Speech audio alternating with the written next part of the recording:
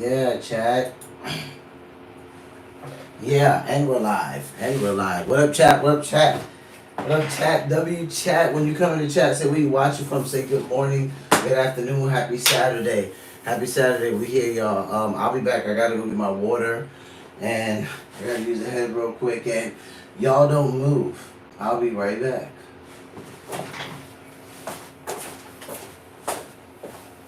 I literally don't even want to run any music because YouTube's just gonna grab me for the copyright like they always do, and it kills me. It's just so annoying.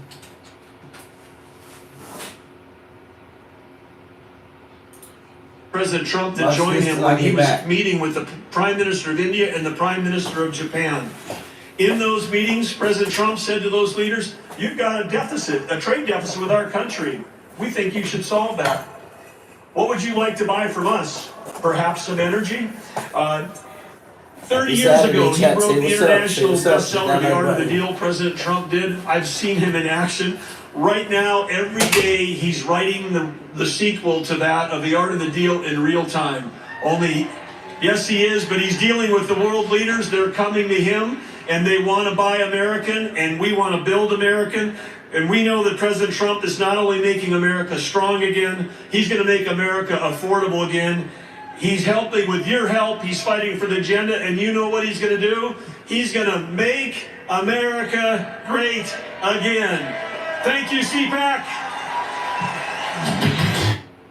And that was Interior Secretary Doug Burgum speaking at CPAC. And in just about 2 hours, President Donald Trump slated to round out this three-day conference. He's slated to speak at 2:30 p.m. Eastern Time. That may go a little bit later as they are running a tad bit behind schedule here at CPAC today. Either way, we're going to continue to bring you this coverage. If you are just joining us, my name is Christy Matino. Thanks for being here. We're going to go away for a 2-minute break. Stay with us. I'm trying to adjust some things. I'll be right back. Hit that like button. Say what's up. Say where you watching from. Commercial break.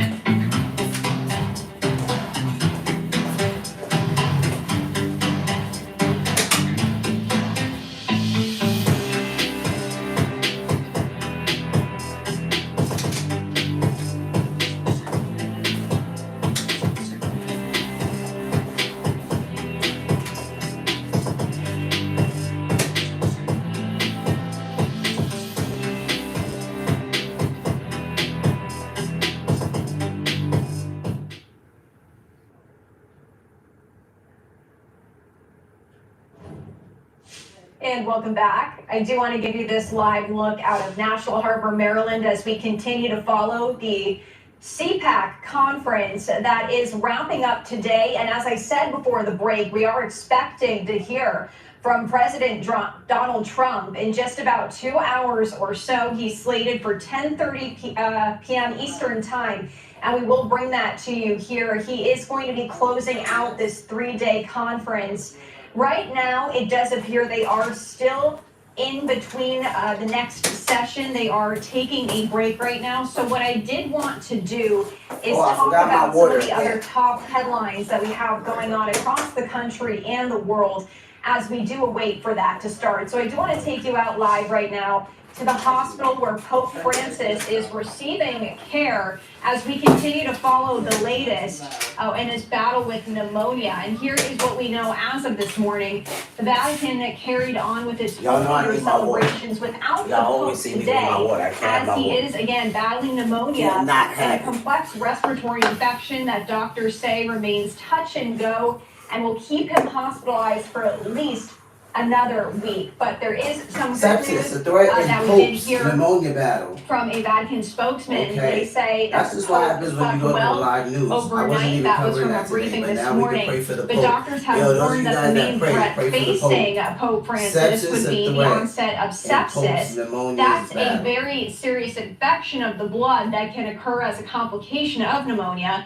Now, as of yesterday, there was no evidence of any sepsis, and Pope Francis was responding to the various drugs that he is taking, and that's according to the Pope's medical team when they did give us their first in-depth update on the Pope's condition. And I do have a quote from his physician, Dr. Luigi Carbone. He says, He is not out of danger. So like all fragile patients, I say they are always on the golden scale. In other words, it takes very little to become unbalanced. So we are keeping you updated here on Live Now from Fox with the Pope's condition. And this is a story that we've been bringing you since the beginning.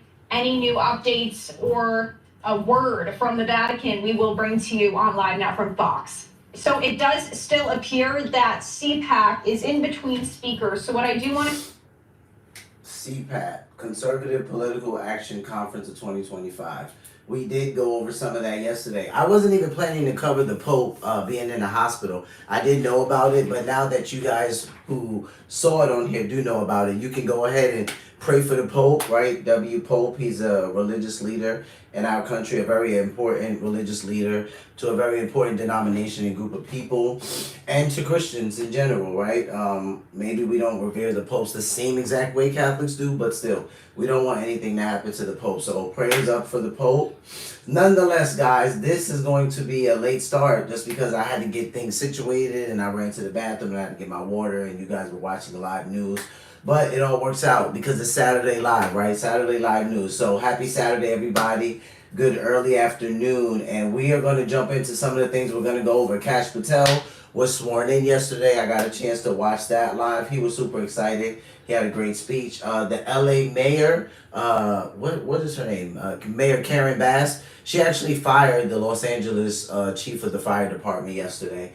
And that was actually shocking to me. I was like, I wonder if this is because a bunch of mayors and some people just in government know like they're on the chopping block just for some of the things they've done. And now Trump's in office.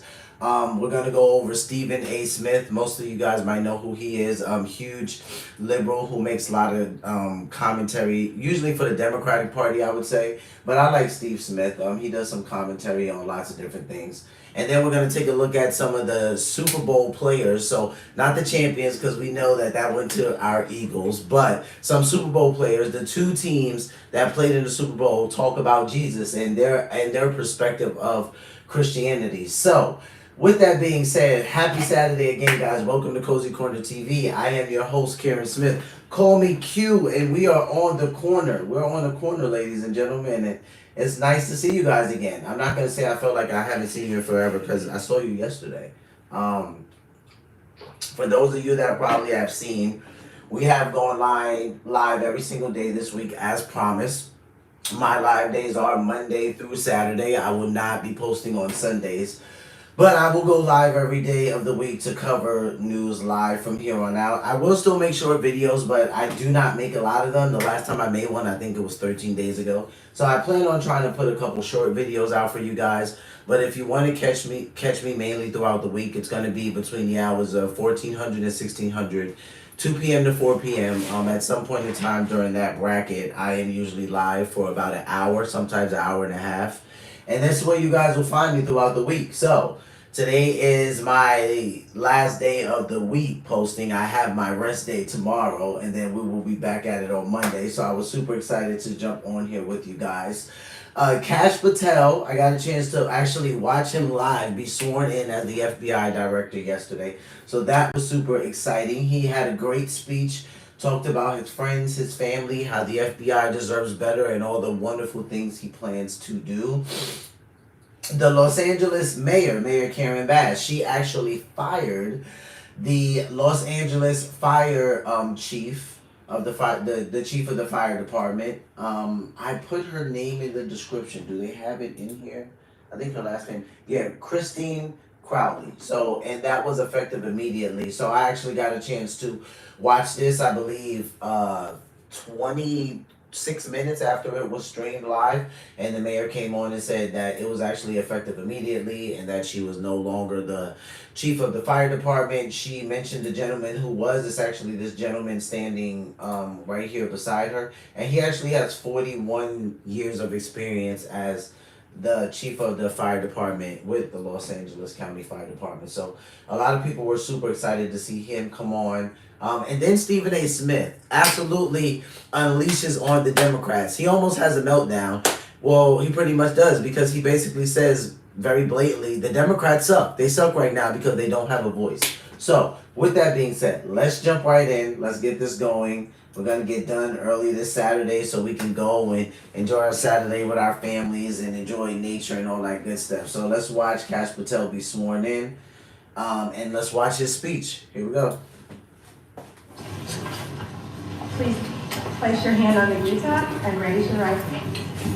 I do solemnly swear I, Kash Patel, do solemnly swear that I will support and defend the Constitution of the United States that I will support and defend the Constitution of the United States against all enemies, foreign and domestic, against all enemies, foreign and domestic, that I will bear true faith and allegiance to the same, that I will bear true faith and allegiance to the same, that I take this obligation freely, take this obligation freely, without any mental reservation or purpose of evasion, without any mental reservation or purpose of evasion, and that I will well and faithfully and that I will well and faithfully discharge the duties of the office on which I am about to enter. discharge the duties of the office of which I am about to enter. So help me God. So help me God. Yes. We're watching Kash Patel be sworn in, ladies and gentlemen. Kash Patel. FBI director. That's a lot of support in the room. A lot of support.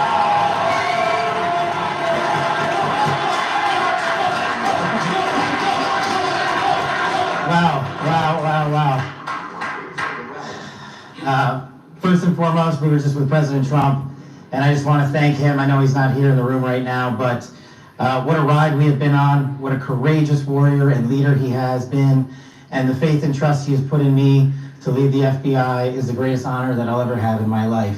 And to General Bondi, that sounds pretty freaking cool. Pam, you're my sister, you're my mentor, you're my friend. You're my boss, and the confidence you have placed in me, I will never violate that trust. The men and women of the FBI will be led under your leadership through one standard, the Constitution. So thank you for entrusting me, Pam. You gotta love Kash Patel. The one standard, the Constitution. This is why the Democrats did not want him to win, because they know he's not going to waver.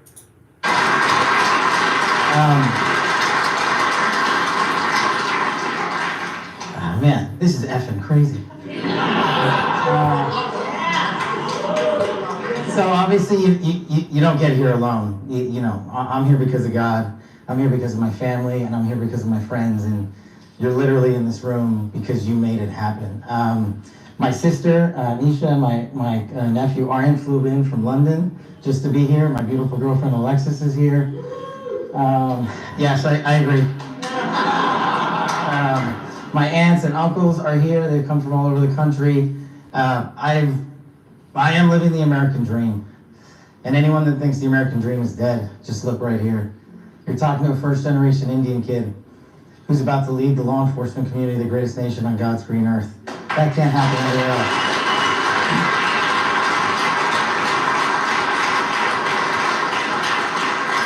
You know, he says, one thing I love about Kash Patel is that he has such a humble way about himself. He handled himself this well in a lot of his Senate hearings too. Like, super humble guy.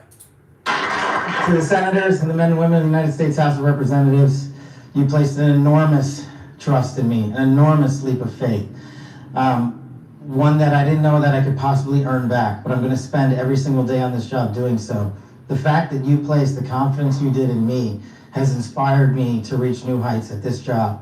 I promise you the following. There will be accountability within the FBI and outside of the FBI. And we will do it through rigorous constitutional oversight starting this weekend. Yeah. Accountability. That's what we all need, but the FBI especially. After the president This is great. We all almost used got to live in the same assassinated. freaking house. Yeah, I don't have any prepared remarks. I wish I could go around the room and, tell a story about how each and every one of you have magically touched my life to put me in this position. What a roller coaster ride it has been. I do know this. We are in this room together because you guys have a love of country that is truly inspirational, and it bleeds out everywhere we go.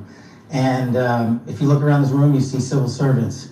You see warriors, you see attorneys, you see great husbands and fathers and mothers and wives.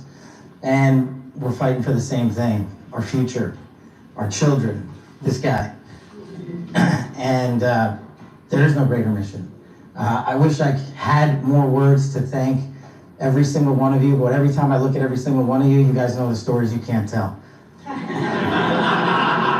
More importantly, the ones you can.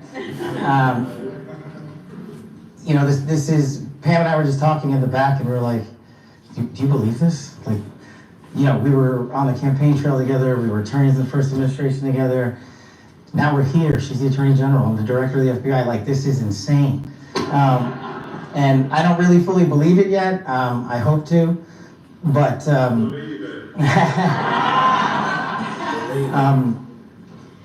I'm just not here without you guys. And look, I know the media's in here, and if you have a target, that target's right here. It's not the men and women at the FBI.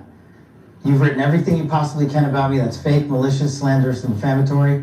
Keep it coming, bring it on. But leave the men and women of the FBI out of it. They deserve better.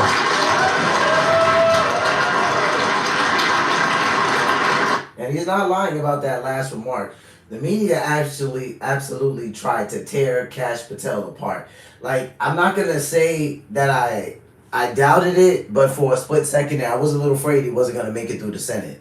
Like, I was a little afraid, because I mean, they were roasting him, and the Democrats were literally like unleashing on him like no other. And there were plenty of times that I asked myself, I said, what is it about this guy that they don't want him to become the FBI director? Like, I didn't think he would. I doubted for a small second he would make it through the Senate, but he did. And I'm glad Kash Patel is going to be the FBI director.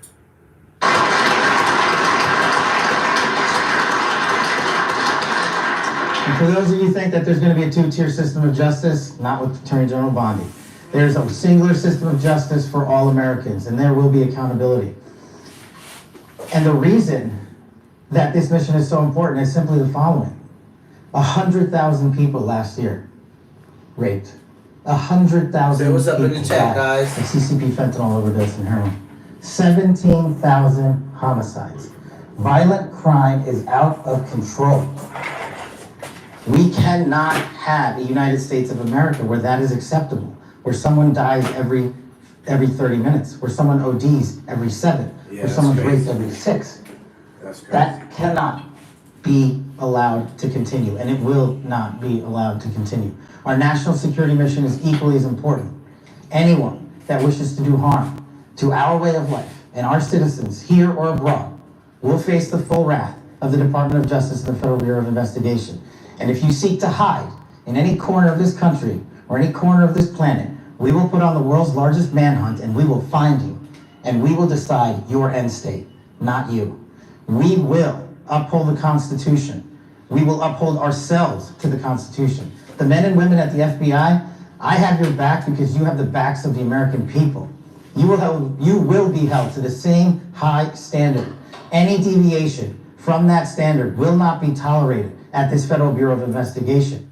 Any deviation from that standard will not be tolerated at this Federal Bureau of Investigation. What standard, might we ask? Well, Kash Patel already said it. He said to Pam Bondi that the FBI will only be run by one standard, and that's the Constitution. He said any deviation from that, it won't be tolerated. And this is why they were afraid for him to win. Because he's not going to waver. He means what he says. He's not going to waver. The men and women at the FBI who make us safe deserve better, and they are going to get it with our leadership and your support. God bless America, and God bless every one of you. I love this country. W-Cash. Yeah, guys, so that was Kash Patel. I was super excited that I actually got a chance yesterday to actually watch that live, him being sworn in. And it was just a great thing to see. Like I said, I'm a fan of Kash Patel. I watched him go through his Senate hearings. I mean, like I said, I wasn't in total doubt before a split second, and I was afraid he wasn't going to make it through the Senate because they were roasting the guy. But he handled himself well. He handled himself very gracefully. And he didn't lose his cool. Like, that was one thing that I really admired about him. So I'm super excited to see that Kash Patel is now the FBI director. I'm pretty sure there won't be any failed assassination attempts under Kash Patel. So we don't have to worry about President Trump in that effect, or I don't think any president going forward, because the FBI director is a 10-year appointment.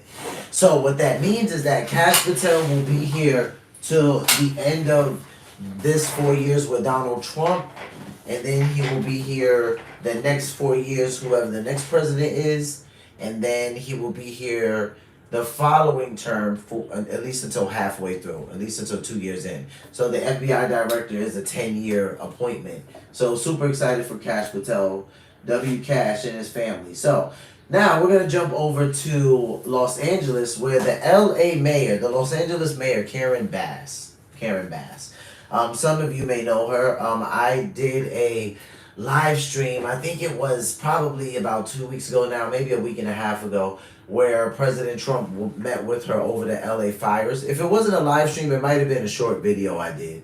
And they kind of went at it. You know, he was very disappointed with whatever plan that Los Angeles and she had in place.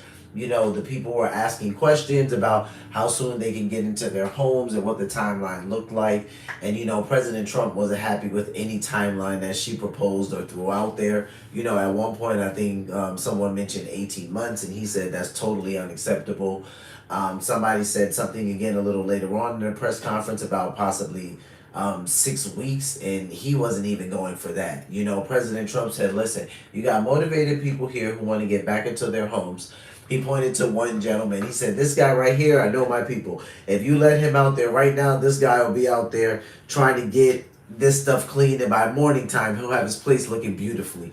And, you know, Karen Bass she really just kind of harped on safety and told Donald Trump that, you know, they were working as fast as they could, but because of safety reasons, they couldn't just kind of let people in their homes and just start working on them. So, nonetheless, like I said, that might have been 2 weeks ago, and here we find February 21st. I actually got to watch this about 26 minutes after it was live streamed, where it says Los Angeles mayor fired Los Angeles Fire Department chief over the wildfires. So there were some incidences that happened here under the authority of Chief Kristen Crowley, and it was effective immediately when the mayor fired her. So she met with her. The mayor confirmed that the meeting was very, very brief, very little things were said, and that it was effective immediately. They are going to go over some things that took place that were very sus, very sketchy. Apparently she was, Kristen Crowley was told that she was supposed to write an after action report. So I guess the series of events that took place that she can recollect after the fire, which I would think just like as a post-police report. So it seemed a pretty normal report to ask for. But yet when Kristen Crowley was asked to write it, she refused to write it. I'm not sure why a public servant, civic officer, civil officer, a police officer, an ambulance driver, why anyone would refuse to write a post-action report. Unfortunately, unless they're hiding something, right? So let's get into it. I'm not going to even speculate. Let's see what the mayor says here.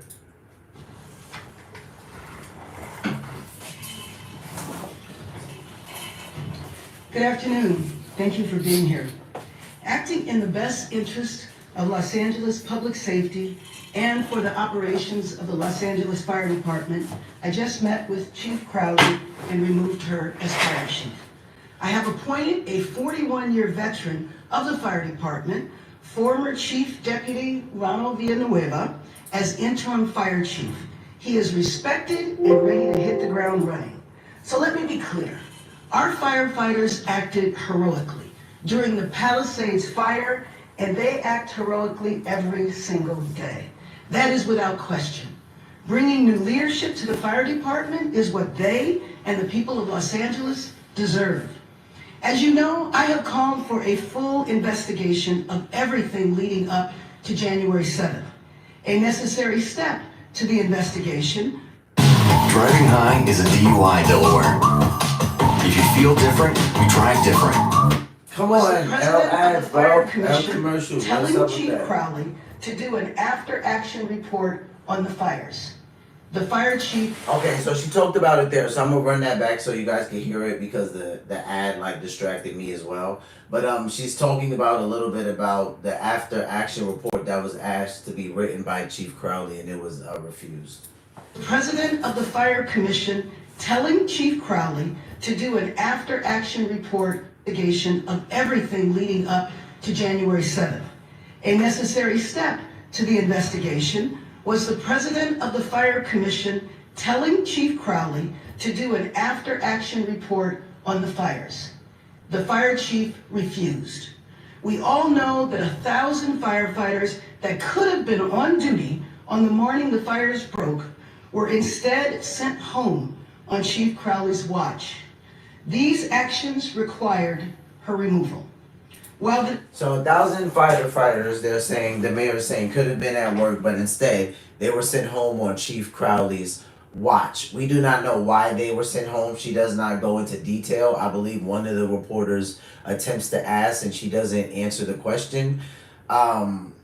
There could have been lots of reasons why they were sent home. 1,000 is a lot, right? It depends on how big the fire was at that time. It depends on how much acreage it had already burnt. And we're not clear of that specifically because the mayor doesn't go into detail about that. She just says that we know that there were 1,000 firefighters that could have been at work that day that were sent home on Chief Crowley's watch. So again, does not go into depth why. There could have been reason why. It could have been a safety reason, and maybe when they figured out where they were going to call the fires back to, that's what they were going to do. It could have been that at that specific point in time, the fire just wasn't a big deal. We're not sure at what point in time in January 7th she's talking about because she doesn't give us a specific time either. The department is in the experienced and expert hands of Chief Villanueva. My office will lead a national search and I will speak directly with firefighters and Angelinos about what they want to see in the next fire chief. I will use a similar process as I did in searching for our police chief. The business of the fire department and the city will continue. Our heroic firefighters are on the job in our firehouses, engines, trucks. Hit that and like button, ambulances. chat. Say what's up. The recovery of the Palisades is months ahead of expectations. Los Angeles is moving forward on all fronts, and we will keep moving forward together. I'd now like to introduce the Chief of the Los Angeles Fire Department, Ronnie Villanueva. Okay, so this is the new chief, Ronnie Villanueva, I believe his name is. Karen Bass goes on record to say that this chief right here, he is a temporary. So this gentleman, let's get a clear picture of him right here. Let's see if he's gonna look up. This gentleman, he actually has 41 years of experience already. So you can basically say that he was called out of retirement to do the job. She's super excited about him. She says that she's getting very good feedback.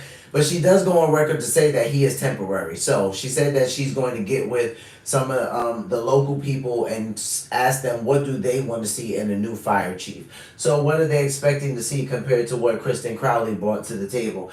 I'm eager to see who she's going to bring on as the permanent fire chief. I'm just very curious. I'm not sure how much time Karen Bass has. I thought it was very interesting that in the chat, they were going crazy saying, oh, look at how Karen Bass is being so fake, firing the fire chief as she herself should be fired.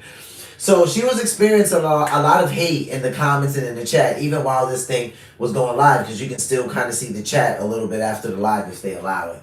So, yeah, I'm not sure how long Karen Bass has. That interaction that she had with President Trump, it didn't look like the greatest. It didn't look like he was the happiest with her. So let's just see. But this right now is a temporary new fire chief of the fire department of Los Angeles. So let's listen to what he has to say. Well, thank you, Madam Mayor. I am humbled by your confidence in me. I've spent 41 years at the Los Angeles City Fire Department, working alongside the finest fire professionals in the world. Leading them is an honor of a lifetime. I pledge to the mayor, our firefighters, and to the people of Los Angeles is that the Los Angeles City Fire Department will be prepared. My bad, Chad. His audio is just low. He's just talking real low. So I'm going to turn mine up as loud as I can. I'm going to have to turn it back down. But he's just talking low in his mic. The Los Angeles City Fire Department will respond, and the Los Angeles City Fire Department will keep you safe.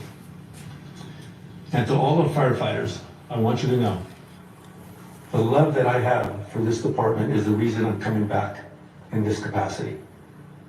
I watched last month as you were in the fiercest firefight in Los Angeles history. Hit that like button, chat. Make sure you subscribe. Say what's up. Hit the like button. I am grateful to work alongside all of you once again. Thank you very much. And before I open it up for questions, let me acknowledge the President of the City Council, Marquise Harris Dawson, Councilmember Kerman Price, Councilmember Hugo Soto Martinez, Councilmember Adrienne Nazarian. Yes. Those are the council members that are behind her, so she's just introducing them to the press in case they have questions for them. What specifically did she do to endanger public safety? Well, as I mentioned, 1,000 firefighters.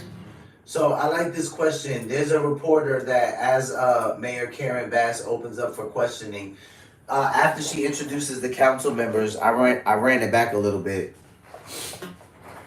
One of the reporters asked her, what did Kristen Crowley do specifically to endanger the public to deserve to be let go right away? So she's going to kind of answer the question, and she leads off by talking about there were 1,000 firefighters that could have been at work that day, but they weren't under her watch. So Councilmember Kerman Price, Councilmember Hugo Soto Martinez, Councilmember she's Adrienne introducing the Nazarian. council members right now. Yes.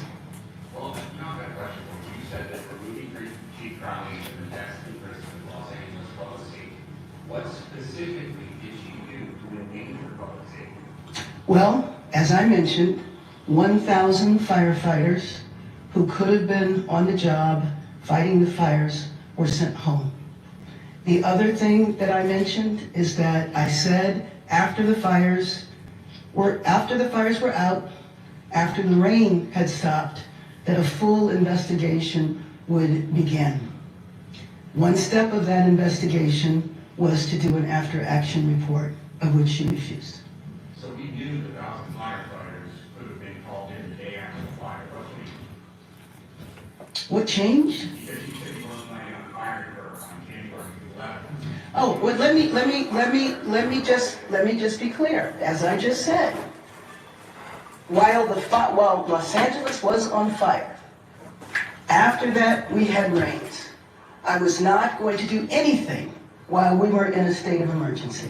Okay, so I'll run that back, and then I think she says next. So what the guy asked about the public safety, he says, what did Kristen Crowley do exactly to endanger the public safety? She talks about the 1,000 firefighters that could have been at work, but they weren't under her command. And then he asks, well, okay, so the next day the firefighters could have been sent in, meaning that the day that Kristen Crowley sent them home, the quote-unquote whole 1,000, which I'm not sure how she sent the whole 1,000 home, but nonetheless 1,000. He's saying the next day they could have came in, so what changed? And the mayor kind of gets a little defensive, and she's like, what do you mean? The reporter's asking, like, okay, if the day Kristen Crowley sent 1,000 firefighters home was a problem, then why did they come in the next day? And instead of the mayor kind of asking the question, she just reverts back. But she says one reason why the investigation started is because she said it would start. And I believe her mentioning that in a press conference when she was with President Trump at the time.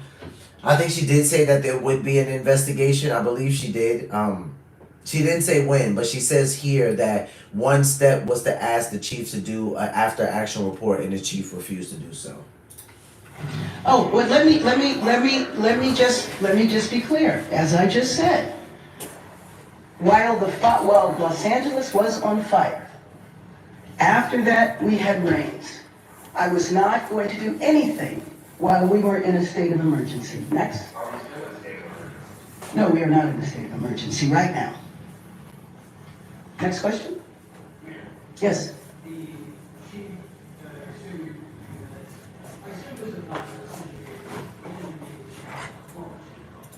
Next question?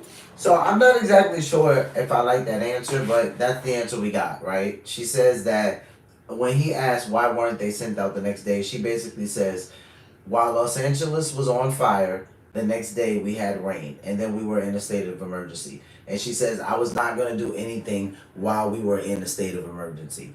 And then the investigation started. And then she just says, next question. So she doesn't really go into much detail answering this reporter at all, which kind of leaves us in the wind a little bit.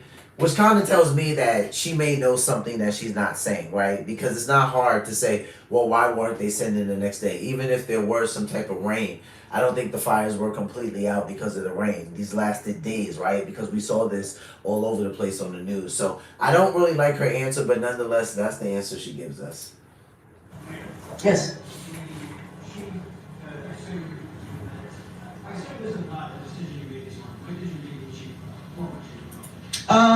About an hour ago.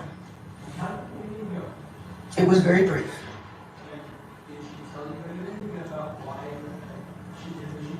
It was a very brief meeting, no. So the reporter asked, did Chief Crowley tell you anything about why she made the decision she made, or did she say anything? And the mayor just says, it was a very brief meeting, no. Yes. Yes. Well, what I said is that the president of the fire commission told her to do a after action report. She refused to do the report.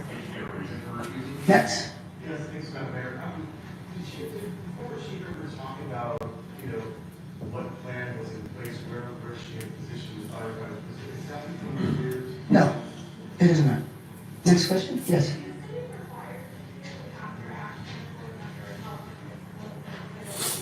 Yes, it is required. I don't know about the title that you just mentioned, but yes, it is.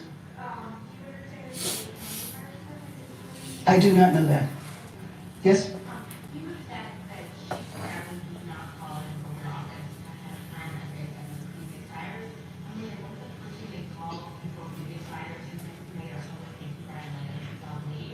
What I can tell you is that what has happened in the 2+ years I've been here, every time there was a weather emergency or even a hint of a weather emergency, the chief has called me directly.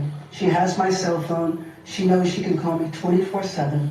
And she briefed me, and then we would talk about what needed to happen next. That did not happen this time. Yes. Yes.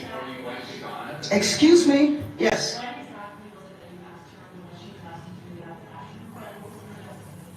I don't know her justification.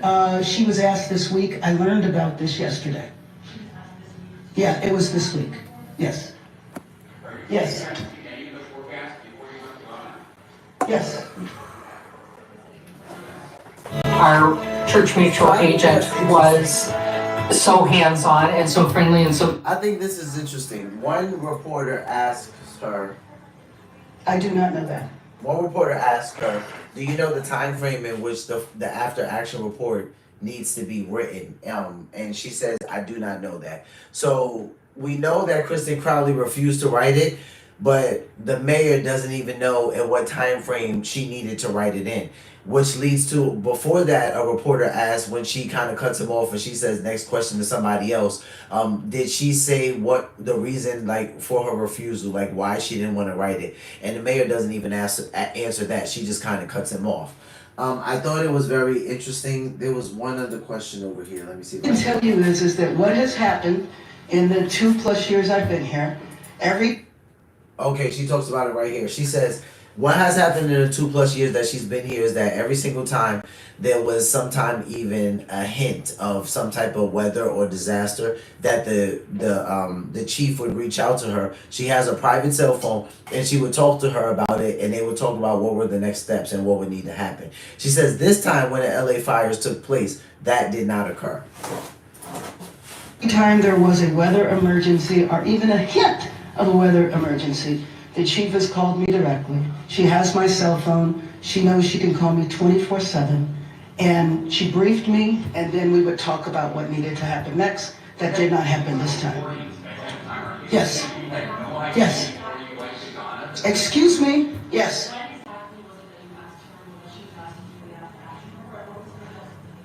I don't know her justification. She was asked this week. I learned about this yesterday. Yeah, it was this week. Yes. Yes. Yes. So the reporter to the side where she turns her head, he asked, did you see anything about the forecast or asked about anything before you went to Ghana? I believe during the LA fires, at least during a portion of it, the Los Angeles mayor actually wasn't even around. So I did see something the other day where she talked about, some type of grief or regret for not being there during that time. But when that reporter asked, you see she turns her head to the side, but she doesn't even answer him. Another lady asked her, did Chief Crowley give a reason for not writing the action report and when she asked to write it? And Chief Crowley says she was asked this week. The reporter confirms, so she was asked this week to write it. And Chief Crowley, the mayor says yes. And then, yes, Chief Crowley was asked to write the report this week. And I do not know her reasoning for her refusal. She did not say why.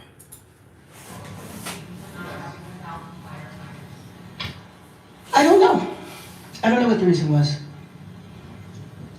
Yes. No. Yes. See, he asked again. He said, did you look at the forecast before you went to Ghana? And she just looks at him and she goes, no. She answered very sternly. I spoke to her the evening of the 7th. Yes, exactly, which was the morning here. So it was after the fire started. But let me just be clear. Los Angeles needs to move forward. This is a new day. I am excited to welcome our new chief. And this is where it was alarming for me because, she's like, let me just be clear. Los Angeles needs to move forward. As if these people don't have the right to ask her questions. You just fired the Los Angeles Fire Department chief. And it's you don't want anyone to ask you questions about it. You're just going to say, Los Angeles needs to move on. It's a new day. Well, yes, we know that you fired the fire chief, the chief of the fire department, but you're not really saying why, other than this refusal to write an after action report. You're not saying why Kristen Crowley refused to write the after action report. You're barely answering anything, and then you're getting upset that people are asking you questions and you want them to just move on. This is why I feel like Karen Bass she might be on the chopping block, ladies and gentlemen. She might be on the chopping block. Who was a 41-year veteran of this fire department. He is well known. He is well liked. He knows most of the members of the city council, except for our 2 members that were recently elected. And it is our plan to continue moving forward. We want to have the full investigation that the governor has ordered and the investigation that we will do locally. Yes.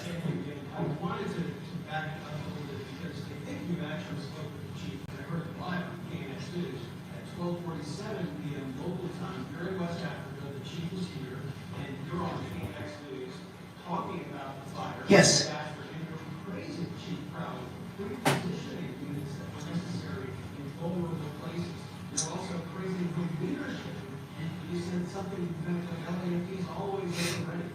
And needless to say, I did not know all the facts.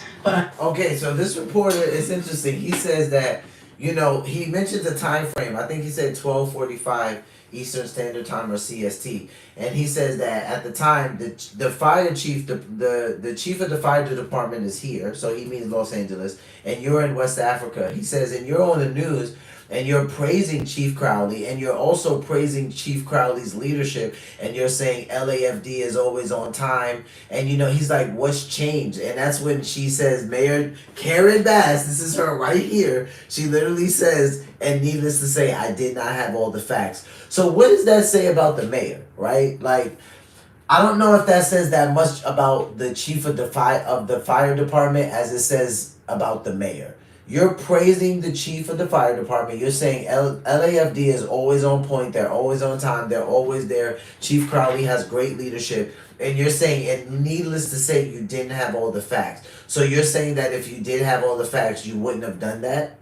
I don't understand exactly what that even means. Are you saying that the fact that you did do that, you jumped ahead and you're just assuming that she's just going to take care of business and you didn't ask many questions? I don't know what that means. And that's why I'm saying I don't like, Mayor Karen Bass's answers to some of these questions. I had spoken to her maybe a couple of hours before that. Yes? Two quick questions. In terms of investigations and sort of looking at the calls for the firing of PWD's chief and litigation with the reservoir, There will be an investigation of the water situation as well, and that will be done by the governor. The same thing with the issue of fire hydrants? Yes, all of that is being examined at the governor's initiation, and we might do something locally as well. And for those who might say that it's that now, as explained as it is, and it's also a reaction to the work criticism, to realize about the budget and what it's like. Let me just be clear about the budget. The fire department was not cut. I have done 2 budgets in my time here. In both budgets, the budget was increased, and I will anticipate that it will be increased this time as well. She says both times she's done the budget, and the time she's been there, she's done it twice. Both times it's been increased, and she's anticipating that it will be increased again. I would say, Mayor Karen Bass, you probably should not anticipate that. I don't think Elon Musk is going to cut the fire department or anything like that, but I will tell you, depending on how much they were getting, and based on the aftermath and what we saw when it came to these LA fires, I highly doubt that their budget is going to be increased at all. I'm sorry?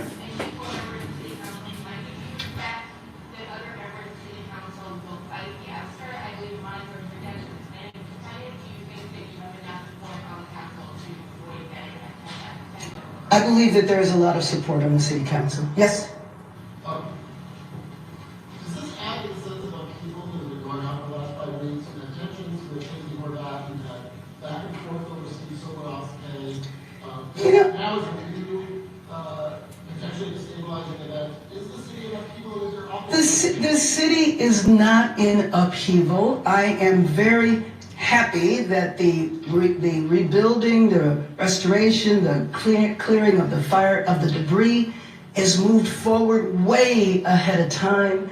We have just experienced the worst natural disaster that our city has ever experienced. It would be wonderful to think that everything would be smooth every step of the way, but I don't believe that that is realistic. I think we are standing together. I think we're standing strong, as evidenced by the leadership of the city council being here with me, with members of the city council, and there's many more that are not here. We have worked very well together. Now, are there differences along the way? Of course they are.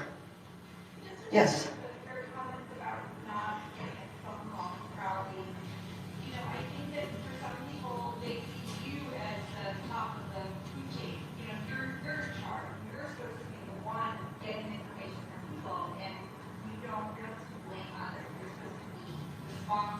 Let me just say that yes, as the mayor of the city, the buck stops with me. I am in charge. However, the person in charge of the fire department, as I mentioned before, whenever there was a fire emergency, a weather emergency, or a hint of a problem, I am contacted directly, and not just by Chief Crowley, but by any of the heads of the departments. As you know, we have over 40 departments. I'll take a couple more. So she says that, anytime that there was a sign of any type of weather emergency, that she was to be contacted. So the reporter's asking her this because she says, many people look at you like you are the one that's at the top of the food chain. And she confirms it. She says, yes, as the mayor of the city, the buck stops with me. But whenever there is a weather emergency, I am usually contacted, and not just by Chief Crowley, but by any of the heads of the departments. And there's 40, right, in Los Angeles. And we wonder why we have Doge going through the government. Because I'm like, there's 40 departments just in Los Angeles? That's kind of crazy. Yes. My understanding is that the city council is looking on how is what you call it, I do not know that. Get your information from your aides and chiefs and things like that, or do you want other outside news sources? Oh, I watch news all the time. Yes. I'm sorry, what did you say? I do not know. Okay, one final question from you. You've not asked a question. any plans for the department?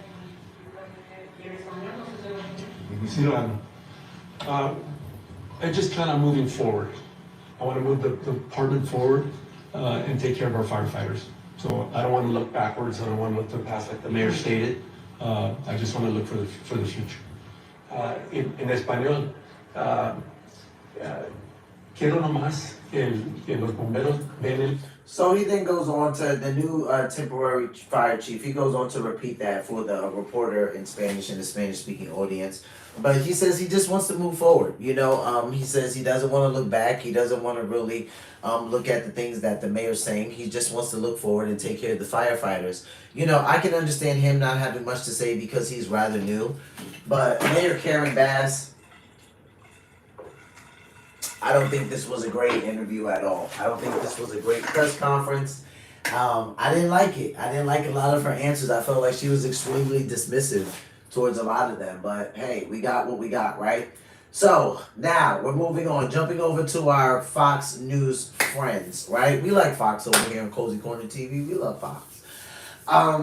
If we're gonna talk close to transparent mainstream media, I would have to give it to Fox. Close to transparent, right? So Stephen A. Smith. The Democrats suck. They suck right now. And that was his exact statement, verbatim, that they suck. And I have to say that I don't completely disagree with him. I don't. I do hate to say it. Like I always say, I have a lot of family and friends that are blue, go blue, right? They vote Democrat and they bleed blue. And yeah, the last couple of years I felt really bad for them. I really have.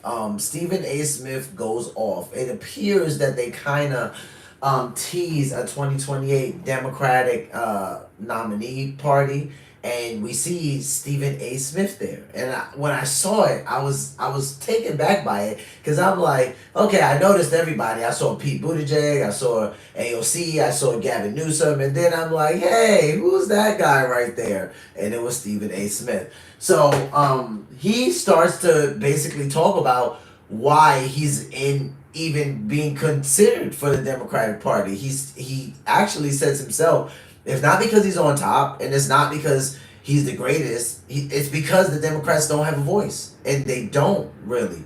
They don't have a voice. Anytime they do have a voice, people say that person is way too far left, or that's a leftist, or that person is way too far gone. And usually, when it comes to the American people voting for that person, they don't win.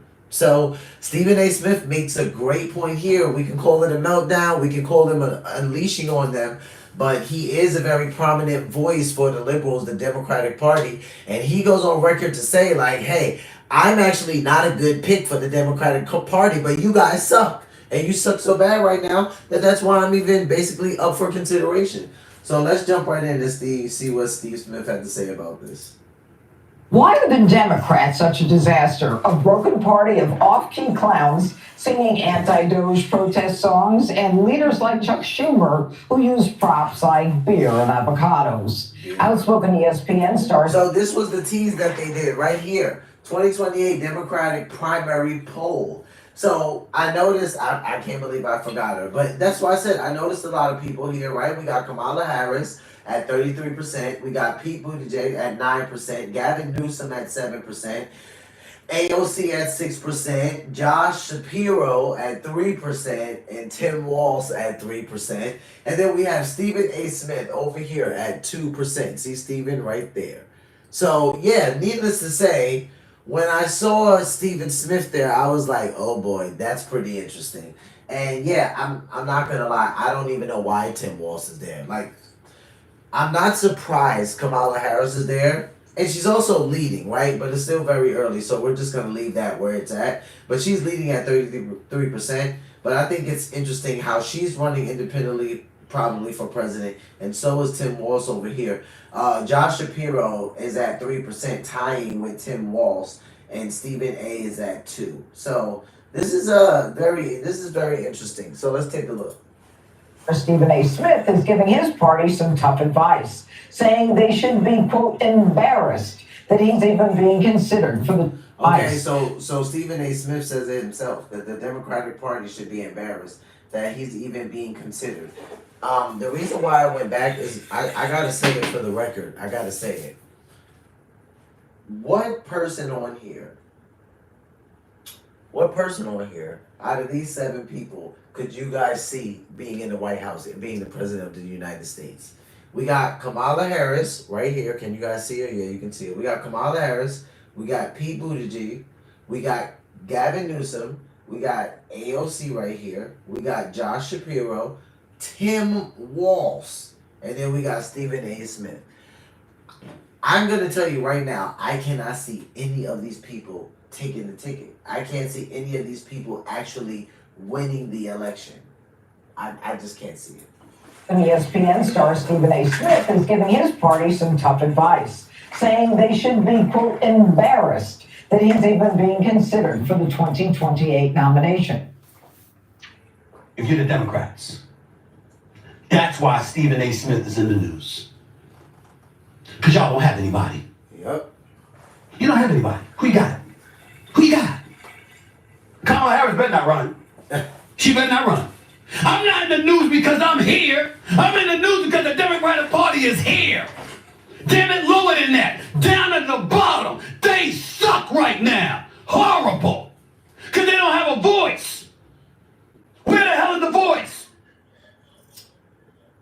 It's clear that the party needs new leadership, but and he's talking about the Democratic Party. He's saying they don't have a voice right now. They suck. Where is the voice for the Democrats? So this gentleman right here, they're going to start talking about, appears to be one of the people who they think is going to be a voice for the Democratic Party. It says Dorky DNC, meaning Democratic National Convention Chair, tours America to boost the Democratic Party.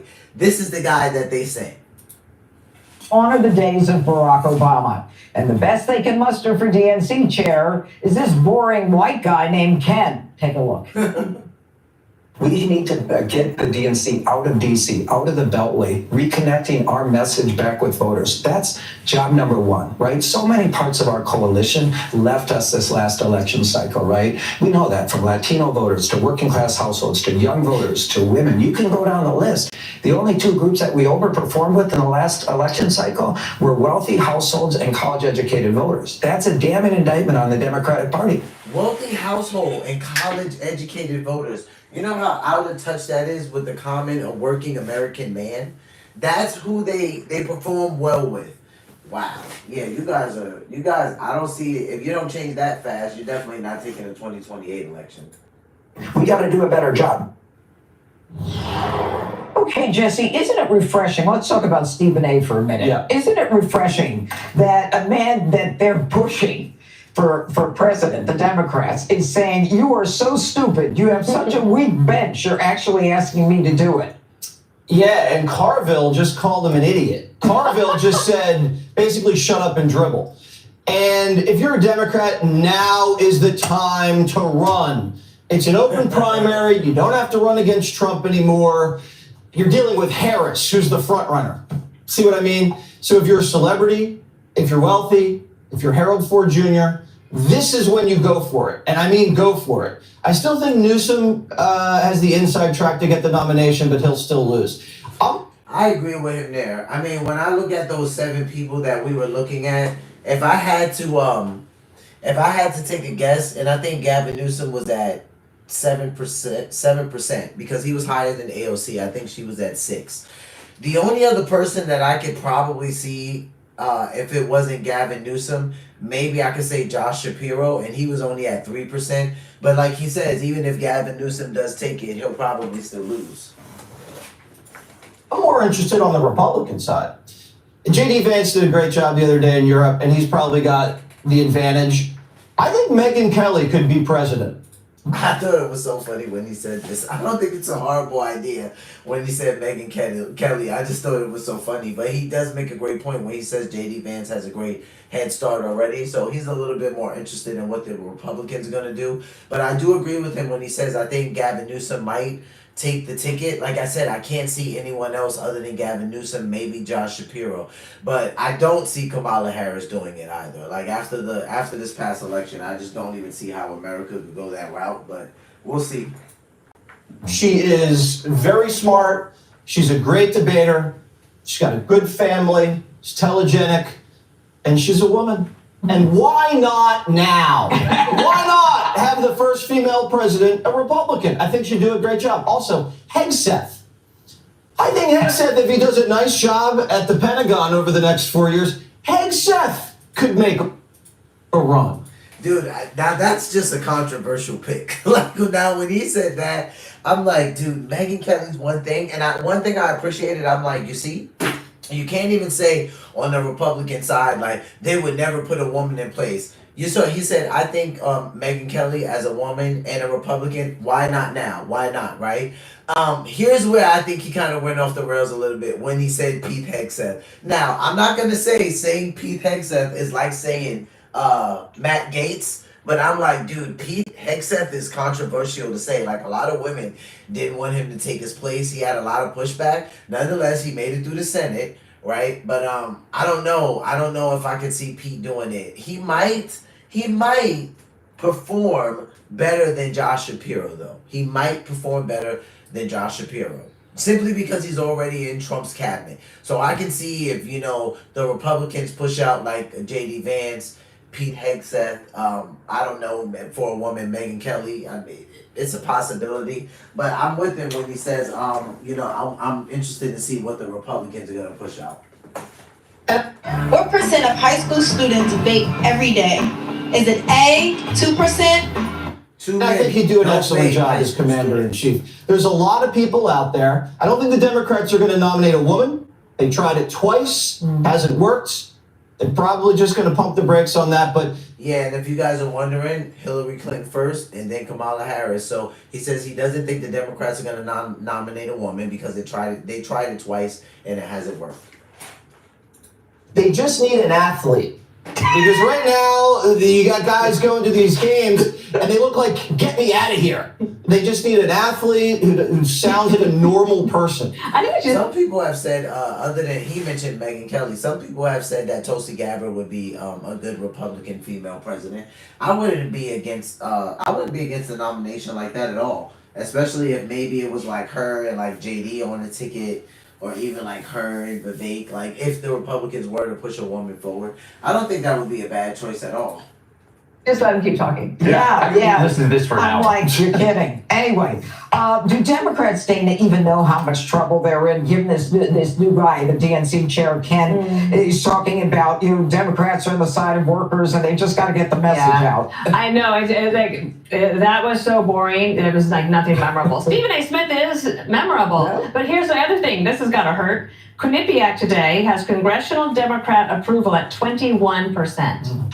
Wow. And that's 20 points lower than congressional Republicans. I'm not saying anyone's in terrific shape, but the congressional Democrats have never, I don't think, at least in my experience, have not been that low. And then you don't see people out there that are hitting the right tone or message to be an insurgent. And if Stephen A. Smith or somebody like that has the energy and pushes forward and then does something surprising, like they have to do something that is unique and different. And to me, if one of them is willing to take on the teachers unions and say, this is not good enough, our children deserve better, they might have a chance. Yeah, when she says there's no one there that has the voice to be an insurgent, I agree with her on that. The Democratic Party right now is extremely tone deaf, and that's something that I would not argue with anybody about. The funny thing is that the only one that seems to be able to make any type of insurgents is AOC, but she's always called so far left that you have so many people like, yeah, AOC's never going to make it because she's too far left. So, Harold, how long do the Democrats have to get behind one person? I would think the sooner the better, because you remember Kamala was like, I only had 90 days when she really had 4 years, but that's not the issue. So that race is in the past. That we're now less than 6 weeks into President Trump's first term and last term as president, because he obviously served the first term. Democrats have a ways to go, but Stephen A. Smith is onto something. His criticism is something the Democrats should take into context. What he's saying is, you guys are so discombobulated, so unorganized, so disjointed, so without a message that people are looking to me. It was a serious guy, but he's saying I'm not the person who should be president. Yeah. That same poll that Dana pointed out, it's amazing that the numbers that Democrats have in Congress, only 20%, Republicans only 40% approval, and in fact, President Trump's at 45%. So everybody's kind of upside down. The country's waiting for a set of answers. And Democrats, I think the conversation we had in the first segment was telling and revealing. I respect Jesse's position on what you would do with the DOTE savings and the kinds of things government is doing. We need to have a serious conversation in the country about what the next 5 to 10 years, 20 years look like for our families, for our communities, for our national defense, and how we fund these things, how we cut taxes, how we raise taxes, how we pay down our debt. Democrats, the opportunities are there, but if you keep yelling and screaming and being angry and just opposing things, people aren't going to listen to you. Whatever you want to say about those, people want reforms. If you have better reforms, offer those ideas instead of singing and yelling. I was not as down as Ken Martin guy. He may not be the most exciting fellow, but he's right. Well, he's not my leader, but he's a DNC chair. He should take the DNC out of DC, but take the DNC out of DC to get a message, to listen to voters, and to bring back a platform of ideas that resonate and connect with our future. Greg, should they get out of DC? I don't know. I look at Ken Martin. That guy is so white. He makes Jesse look like Jay-Z. He looks like every dad, like in a commercial, where the wife shows him how he can save money on car insurance because he's too stupid to do it on his own. Harold's too good looking and too smart for politics. That's reverse psychology. But the thing is, I listen to all these, these vocal liberals now, and it's like, where were you for 4 years when you had an incapacitated president? I don't know. I mean, I don't watch Smith. He seems like a nice guy. I don't remember seeing him talk about the fact that we had a brain dead president or that we had a complete conspiracy to hide that. So I disagree that Democrats suck right now. They suck before, they suck now. I think that, Joe Biden had a lot of support. And some people were in denial about that. But where I saw it at a peak is really after the election. So not after the election, after the debate, the presidential debate. So many people were hurt when they actually saw the condition that Joe Biden was in. So many people supported him. If you remember going onto the news just the next day, or within hours, there were people literally that were almost led or brought to tears because they were like, man, I was going to vote for Joe regardless. They really didn't care if he did great on the presidential debate at all. They were just not going to vote for Donald Trump, and they supported Joe Biden. Now, to his defense, the man was in government a really long time. So he did have a lot of support. Perhaps not the greatest support, perhaps corrupt support. But nonetheless, Joe Biden had a lot of support, So when he says that no one was talking about, he doesn't remember Stephen A. Smith talking about us having a brain dead president.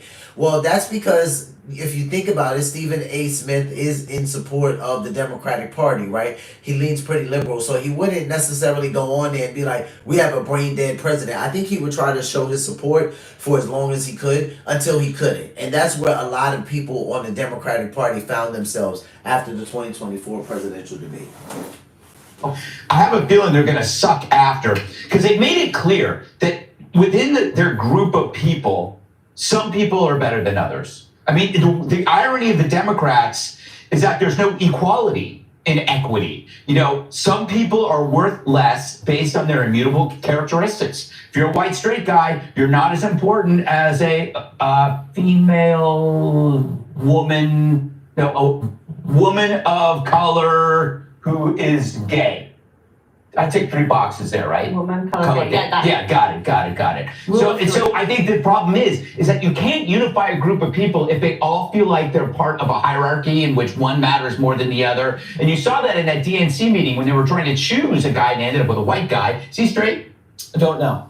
Let's get on that research. I need to find out. But that's what they had to do. They were arguing over the gender of people. It was embarrassing. And this is why they can't find their own Joe Rogan. It's because no one can sit in that chair and after 5 minutes, you're going to be yelling at him about some tripwire he crossed, He goes, my pronoun is they. And it's like... Yeah, I remember when they did this DNC panel not too long ago. The Democratic panel, I think MSNBC covered it, and they were going forward talking about what their nominees look like for future reference. And they're like, going forward in the future, the Democratic Party has to see to it that they nominate one boy, one girl, and one person of any gender, or one man, one woman, and one person of any gender. And I mean, even the person that was giving this speech was like stumbling over the speech because it was asinine. That's why, like, I'm literally listening to it, and the comments are going nuts. They're like, "What are these people even talking about?" And the Democrats, they're tone deaf, man. They're tone deaf right now. Screw you, they. All they of you. I think He's married. Oh, but is he married to a female? Yeah. Yeah. Oh, a woman. Yes, he is. Ew, cis normative. Let it go. The judge said it well yesterday. You talked about Joe Rogan being a Democrat before, and how you can't just find a Joe Rogan. That was a natural evolution you made, and you made that smart point move. Yeah. You know, Harold? Yes. That was a smart move on his part. Yes, ma'am. It was one of the smartest things that I've seen a president do, and President Trump said it. It was because he listened to Byron. I believe she's talking about President Trump going on Joe Rogan's podcast. You know, the Democrats can't just get another Joe Rogan. That was a natural evolution, like they said, and I believe it's true. And his natural evolution to lean more conservative in the last couple of years, I think, has been very true as well. And that's because the Democrats have been off their rocker. Like, they just have been.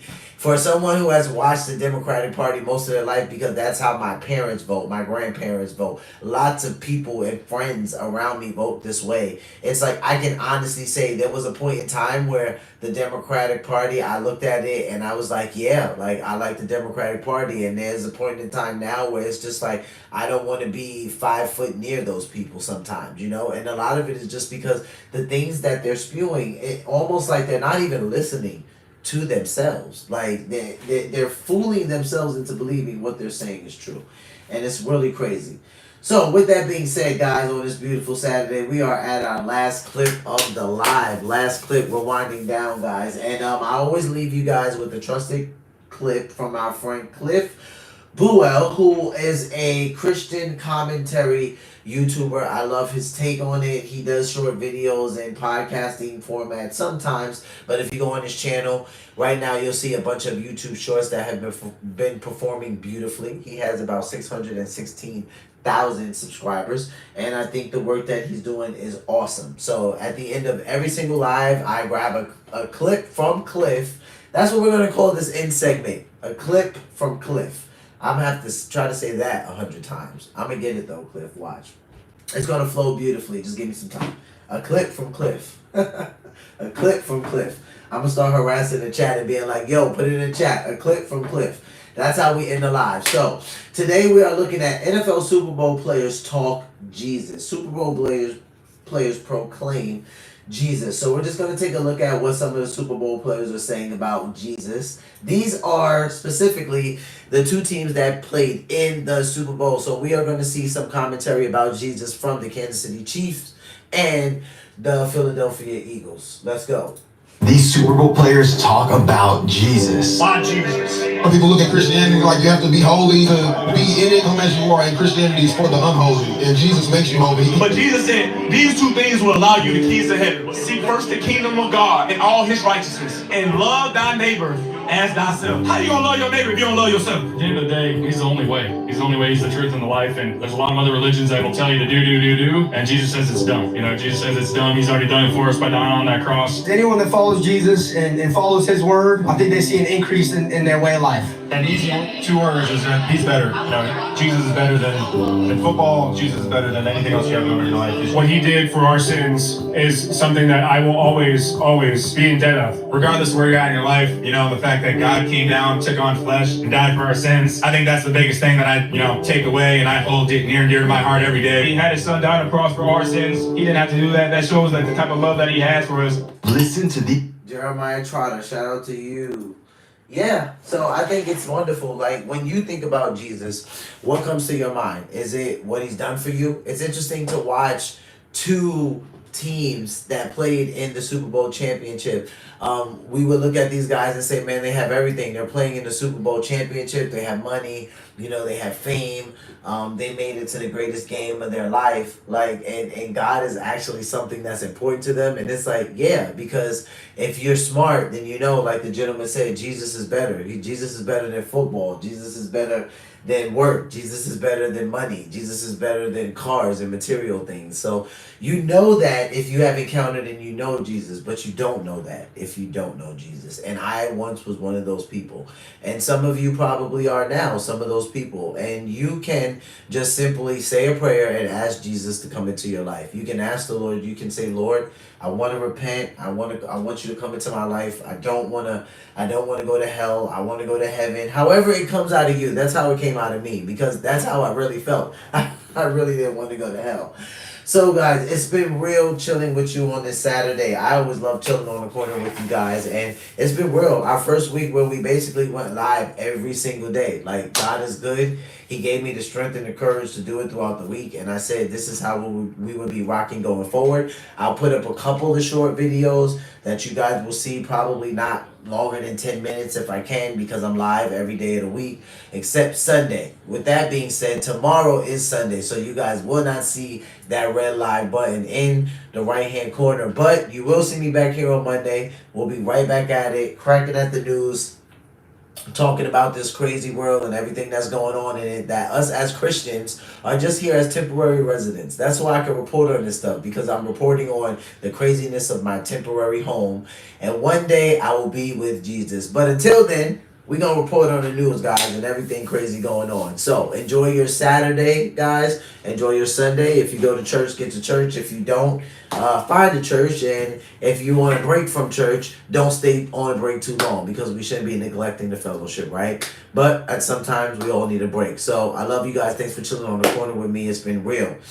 Until next time, guys, what do I always say? Love yourselves, love one another, and be peaceful. Until next time, guys. Peace.